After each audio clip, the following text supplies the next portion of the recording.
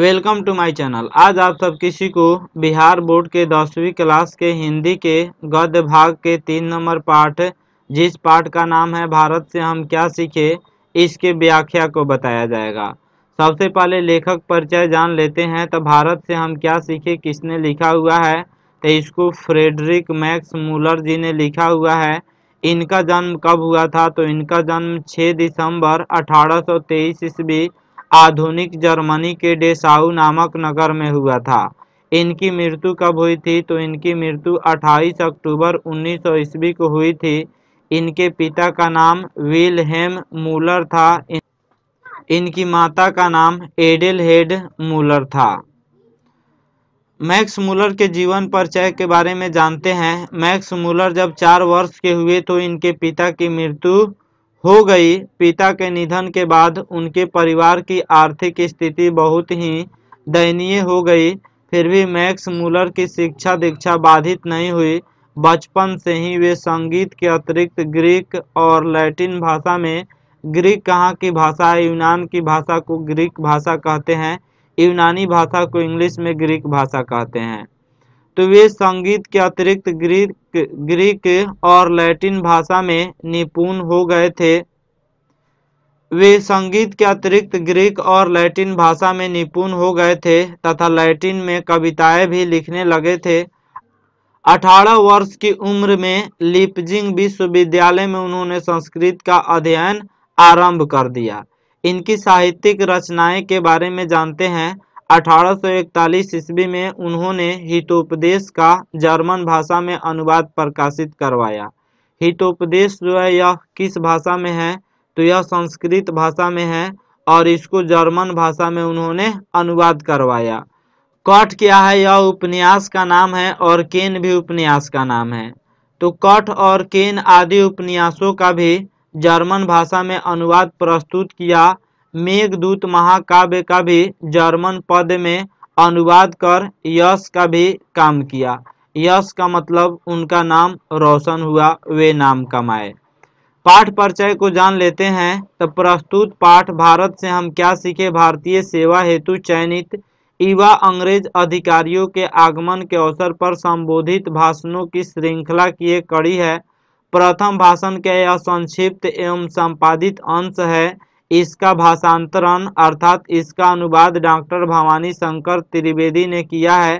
इसमें लेखक ने भारतीय सभ्यता की प्राचीनता एवं विलक्षणता के विषय में नवागंतुक अधिकारियों को बताया है कि विश्व भारत की सभ्यता से बहुत कुछ सीखती तथा ग्रहण करती आई है।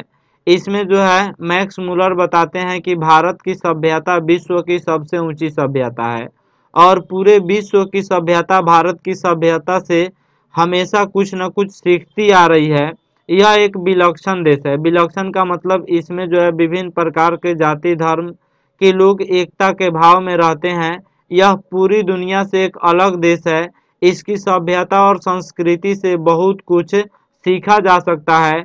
नई पीढ़ी अपने देश तथा इसकी प्राचीन सभ्यता एवं संस्कृति, ज्ञान साधना, प्राकृतिक वैभव आदि की महत्ता का प्रामाणिक ज्ञान प्रस्तुत भाषण से प्राप्त कर सकेगी। चलिए शुरू करते हैं पाठ को। तो पाठ का सारांश है, प्रस्तुत पाठ भारत से हम क्या सीखे महान चिंतक एवं साहित्यकार मैक्स मूलर द्वारा लिखित है।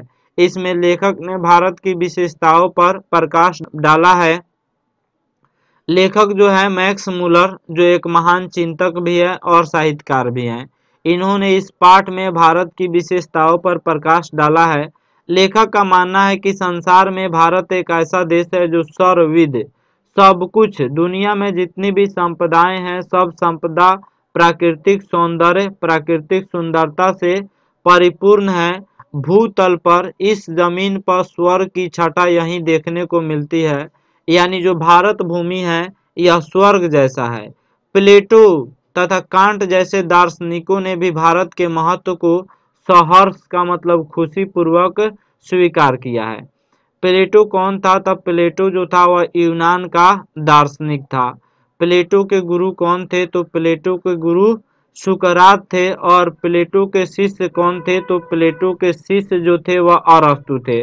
और अरस्तु के शिष्य कौन थे? तो अलेक्जेंडर द ग्रेट था।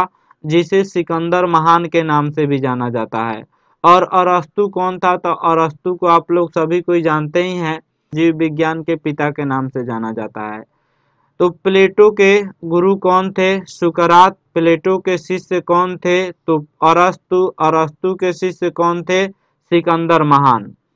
तब प्लेटो तथा कांट जैसे दार्शनिकों ने भी भारत के महत्व को सहर्ष स्वीकार किया है।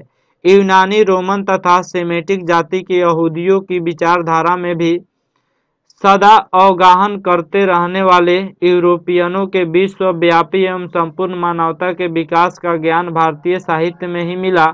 लेखक के अनुसार सच्चे भारत के दर्शन गांवों में ही संभव है, न कि कलकत्ता, मुंबई जैसे शहरों में। लेखक का मानना है कि भारत के सच्चे दर्शन जो होते हैं वह गांवों में होते हैं, न कि बड़े बड़े शहरों में होते हैं। यहाँ प्राकृतिक सुषमा है। सुषमा का मतलब सुंदरता है। भारत भूमि जो है वह प्राकृतिक सुंदरता से परिपूर्ण है। यहाँ पे विभिन्न प्रकार के खनिज भंडार है। कृषि की महत्ता है। यह तपस्वियों की साधना भूमि, जन्मभूमि, कर्म भूमि रही है। भारत में अनेक विदेशी सिक्कों का विपुल भंडार था, जैसे ईरानी, केरियन, थ्रेसियन, पार्थियन, यूनानी, मैकेडेलियन, शको, रोमन और मुस्लिम शासकों के सिक्के यहाँ प्रचुर मात्रा में मिले थे। दैवत विज्ञान, कहावतों, कथाओं का महासागर रूप भारत में देखने को मिलता है। शब्द निर्माण और बृहद शब्द भंडार भी भारत के पास चिरकाल से व्यवहृत है। विधि शास्त्र, धर्म शास्त्र, राजनीति शास्त्र की जड़ें भी भारत में ही है।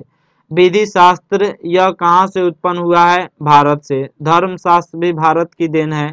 राजनीति शास्त्र भी भारत की देन है, जिसमें चाणक्य का नाम आता है। तो ये लोग जो है भारत की ही देन है, जो पूरे विश्व में राजनीति को उजागर किया। पूरी दुनिया राजनीति भारत से ही सीखी। भारतीय वाङ्मय और संस्कृत की महत्ता को सभी विदेशी स्वीकार करते हैं, क्योंकि संस्कृत जो है वह दुनिया की सबसे प्राचीन भाषा है। संस्कृत का संबंध लैटिन से भी है। इस प्रकार संस्कृत, लैटिन, ग्रीक तीनों भाषाएं एक ही उद्गम स्थल की है। यह संस्कृत, लैटिन और ग्रीक जो भाषाएं हैं, यह तीनों भाषाएं एक ही उद्गम स्थल की है। हिंदू, ग्रीक आदि जातियों में भी अनेकता के बावजूद एकता के बीज छिपे हुए हैं। भारत जो है यह विद्या, योग, धर्म, दर्शन का उद्गम स्थल है। विद्या भी भारत की देन है, जैसे नालंदा यूनिवर्सिटी या फिर तक्षशिला यूनिवर्सिटी। ये सब तक्षशिला विश्वविद्यालय, तक्षशिला यूनिवर्सिटी, इस यूनिवर्सिटी में पूरी दुनिया के लोग पढ़ने आते थे। योग, धर्म, दर्शन, ये सब योग दर्शन के प्रवर्तक कौन थे? पतंजलि थे। तो ये सब जो है भारत की ही देन है। पूरे विश्व को बुद्ध ने अपने विचारों से आलोकित किया था, जो भारत की देन है।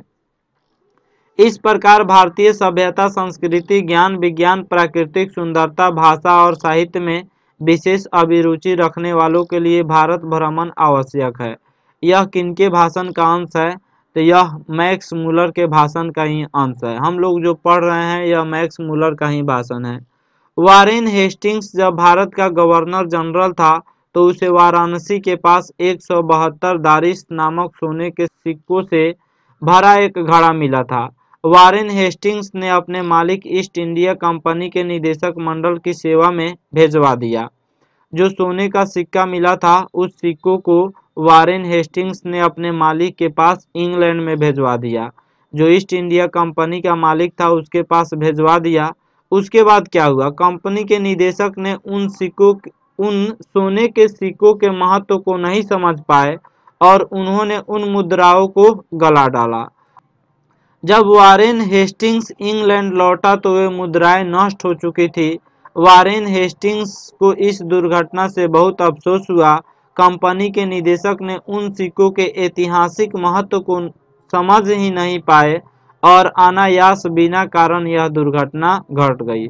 अगर कंपनी का निदेशक उन सिक्कों को महत्व को समझ पाते तो फिर ऐसी दुर्घटना नहीं घटती।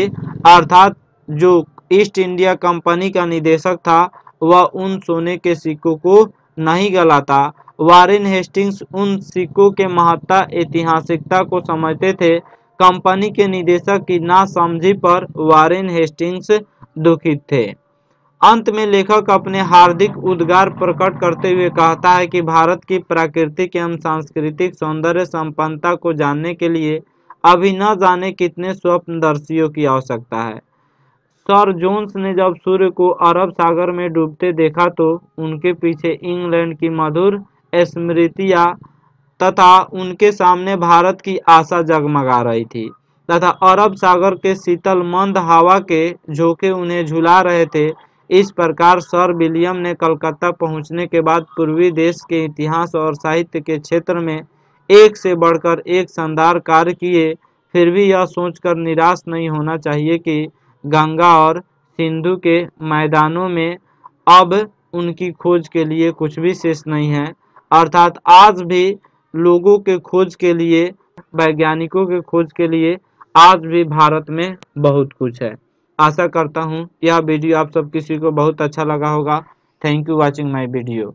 हमारे चैनल को सब्सक्राइब करें और इस वीडियो को लाइक करें तथा ज़्यादा से ज़्यादा शेयर करें।